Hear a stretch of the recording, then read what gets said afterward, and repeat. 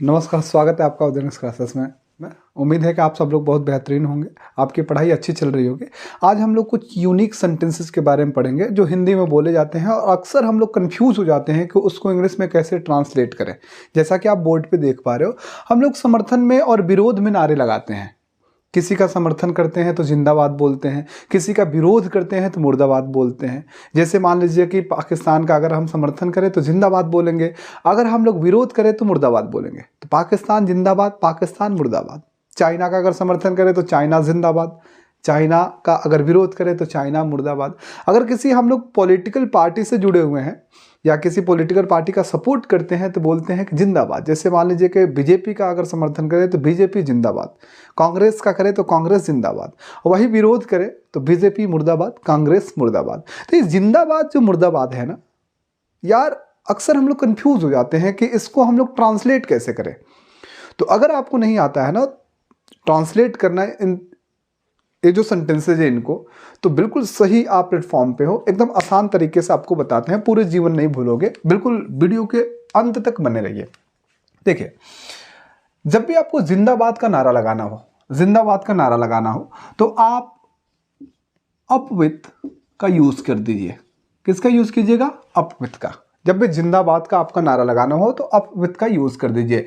जैसे मान लीजिए कि यहां पे है समाजवाद जिंदाबाद, समाजवाद जिंदाबाद, तो up with socialism, up with socialism. अब लोकतंत्र जिंदाबाद, लोकतंत्र जिंदाबाद, up with democracy, up with democracy. Bharat जिंदाबाद, आप क्या लिखिएगा? Up with Bharat.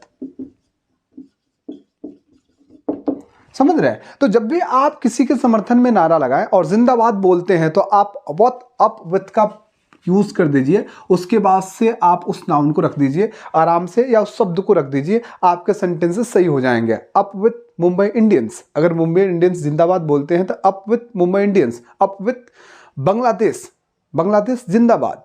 अगर आप बोलते हो कांग्रेस जिंदाबाद तो up with Congress. Bharatiya Janata party जिंदाबाद, up with Bharatiya Janata party. It's very easy. अब देखते हैं कि मुर्दाबाद का नारा कैसे लगाते हैं। विरोध जब करना हो तो मुर्दाबाद शब्द का प्रयोग करते हैं, ठीक है। विरोध करने के लिए आप डाउन विथ का यूज कीजिए, सबसे आसान है, ठीक है। विरोध करने के लिए आप डाउन विथ का यूज कीजिए। तानाशाही मुर्दाबाद, तो down with dictatorship,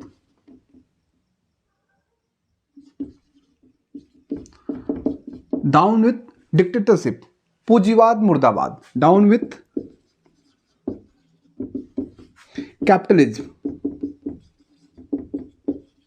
down with capitalism. अगर आप कहते हो चाइना मुर्दाबाद तो डाउन विथ चाइना। पाकिस्तान मुर्दाबाद, डाउन विथ पाकिस्तान।